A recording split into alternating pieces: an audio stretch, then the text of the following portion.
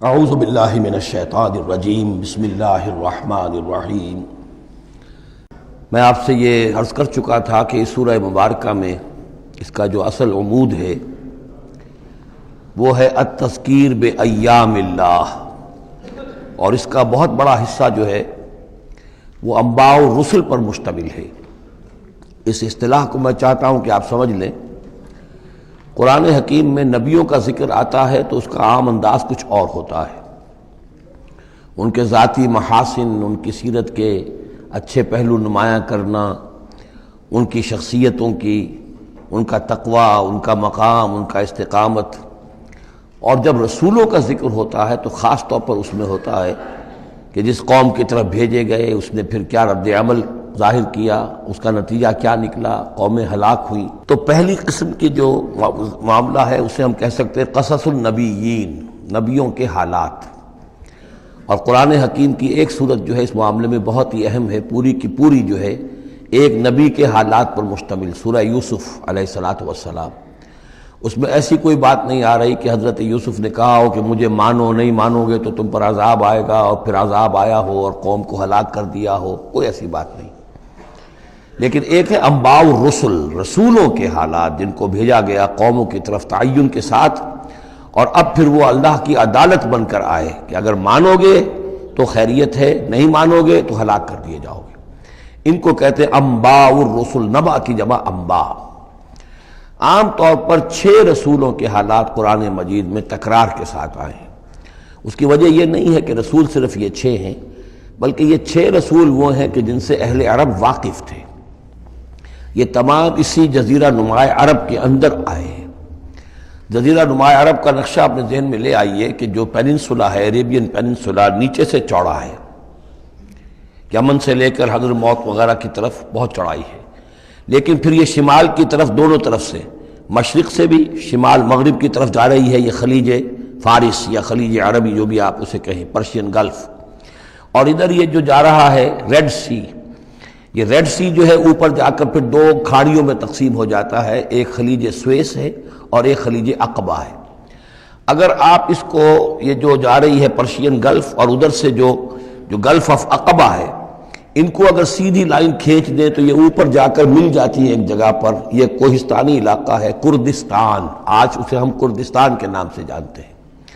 یہ جو ٹرائنگل بن گئی، بیس پورا جزیرہ نما عرب کا، اور ادھر سے مشرقی ساحل اس کا گلف کے ساتھ ہوتے ہوئے، اور پھر وہ لائن جو آپ نے کھینچی ہے جو جا کر اوپر مل گئی کردستان میں، ادھر سے وہ ریڈ سی چلا آ رہا ہے، بحیرہ قلزم، اور اس میں سے 2 کھاڑیوں میں سے جو مشرقی کھاڑی ہے خلیج عقبہ، اس کو لے کر سیدھا اگر آپ نے جوڑ دیا تو ٹرائنگل جو بنی ہے، اس ٹرائنگل پر وہ تمام اقوام تھیں کہ جن کی طرف اللہ تعالیٰ نے ان 6 رسولوں کو بھیجا ہے کہ جن کا ذکر قرآن میں ہے۔ اس کی وجہ یہ ہے کہ جزیرہ نما عرب تو جزیرہ نما کہلاتا ہی ہے، لیکن اس کے اوپر بھی اس ٹرائنگل کے اندر جو 2 ملک آتے ہیں، ان میں سے ایک کا نام عراق ہے، ایک کا عرب، ایک کا شام ہے، لیکن اصل میں یہ بھی ملک عرب ہی کے حصے ہیں، عراق عرب، شام عرب اور الجزیرہ، یہ جزیرہ کہلاتا ہے، جزیرہ نما جو نیچے ہے، اور پھر عراق عرب مشرق میں، شام عرب۔ اب اس میں نوٹ کیجئے کہ سب سے پہلے رسول جن کا قرآن ذکر کرتا ہے وہ حضرت نوح علیہ السلام ہے۔ اندازہ یہ ہے، واللہ عالم، ان چیزوں کو یقین کے ساتھ نہیں کہہ سکتے، کہ یہ حضرت آدم کے تقریباً 2000 سال بعد ہیں۔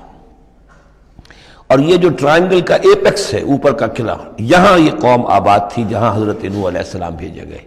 اس وقت تک نسل انسانی صرف یہی تھی، اور پوری دنیا میں کبھی نسل انسانی پھیلی نہیں تھی۔ اس علاقے میں حضرت نوح علیہ السلام کی قوم تھی، یا پوری نسل انسانی تھی، وہاں حضرت نوح علیہ السلام بھیجے گئے، وہیں وہ عذاب آیا۔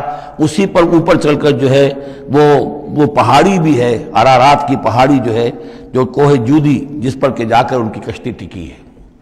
جب پوری قوم ان کی ختم کر دی گئی، حضرت نوح علیہ السلام کی دعوت پر وہ ایمان نہیں لائے اور پوری کی پوری قوم کو ہلاک کر دیا گیا، صرف چند لوگ بچے، تو اب ان کے 3 بیٹوں سے نسل انسانی چلی۔ ایک بیٹا جو سام ہے وہ جنوب کی طرف اتر گیا، عراق کی طرف، یہ حضرت سام کی نسل کی اب یہ گویا کہ یہ مرکز بن گیا، اور اسی سے سامی قومیں وجود میں آئیں۔ ان سامی قوموں ہی میں سے ایک قوم عاد ہے کہ جو جزیرہ نما عرب کے بالکل جنوب میں چلا گیا، جو اس وقت بڑا سخت ریگستان ہے، بہت ہی یعنی انتہائی خوفناک قسم کا ریگستان، لیکن اس زمانے میں یہ بڑا سرسبز و شاداب علاقہ تھا۔ یہاں قوم عاد آباد تھی، ان کی طرف حضرت ہود بھیجے گئے۔ حضرت ہود کی دعوت کو اس قوم نے رد کیا تو یہ بھی ہلاک کر دی گئی۔ ان کے بچے کچے لوگ اور حضرت ہود جو ہے پھر وہاں سے نقل مکانی کر کے اس ٹرائنگل کا جو مغربی جو سائڈ ہے اس کے ساتھ ساتھ ہو کر سمود کا علاقہ جو ہے وہ جزیرہ نما عرب کا شمال مغربی گوشہ ہے، خلیج عقبہ سے نیچے اور مغربی ساحل کے ساتھ ساتھ یہ سمود کا علاقہ ہے۔ یہاں حضرت صالح علیہ السلام بھیجے گئے اور ان کی قوم بھی پھر ہلاک ہوئی۔ ان کے مسکن اب بھی موجود ہیں، پہاڑوں کے اندر کھدے ہوئے ان کے جو محل تھے، بڑے بڑے ہال، وہ آج بھی موجود ہیں، میں خود بھی ان کو دیکھ کر آیا ہوں۔ ان سے پھر اوپر ذرا چلے تو خلیج عقبہ کے داہنی طرف وہ قوم آباد تھی کہ جن کی طرف حضرت شعیب علیہ السلام کو بھیجا گیا ہے۔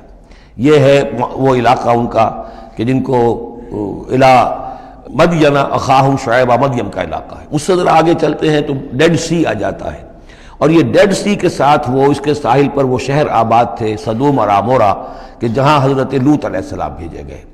تو گویا کہ یہ ساری اقوام جن کا ذکر ہو رہا ہے وہ اسی ٹرائنگل پر ہیں، سوائے ایک جو قوم فرعون ہے، وہ ذرا اس ٹرائنگل سے ہٹ کر سرائی پیننسلا سے باہر نکل کر مغرب کی طرف وہ مصر میں بھیجے گئے ہیں حضرت موسیٰ علیہ السلام فرعون کے پاس۔ یہ نقشہ ذہن میں رکھ لیجئے۔ زمانی اعتبار سے یہ کہ حضرت نوح علیہ السلام پہلے رسول ہیں، پھر حضرت ہود، پھر حضرت صالح، پھر حضرت ابراہیم علیہ السلام کی بعثت ہوئی ہے، لیکن ان کا معاملہ انباء الرسل کا نہیں ہے بلکہ قصص النبیین کے انداز میں قرآن میں بیان ہوا ہے۔ ان کے بتیجے ہیں جو حضرت لوط علیہ السلام، ان کو بھیجا گیا ہے۔ یہ جو عمورہ اور صدوم کی بستیاں تھیں، انہی کے ایک بیٹے تھے مدین جن کی اولاد میں حضرت شعیب کی بعثت ہوئی ہے، انہی کے بیٹے حضرت اسماعیل تھے جن کو آباد کیا ہے حجاز میں، اور حجاز میں حضور صلی اللہ علیہ وسلم کی بعثت ہوئی ہے۔ انہی کے بیٹے حضرت اسحاق تھے جن کو آباد کیا فلسطین میں، ان کے بیٹے حضرت یعقوب تھے جن سے بنی اسرائیل کی نسل چلی ہے۔ یہ سارا اپنا ذہن میں رکھیے۔ اب چلیے، صدق اللہ العظیم۔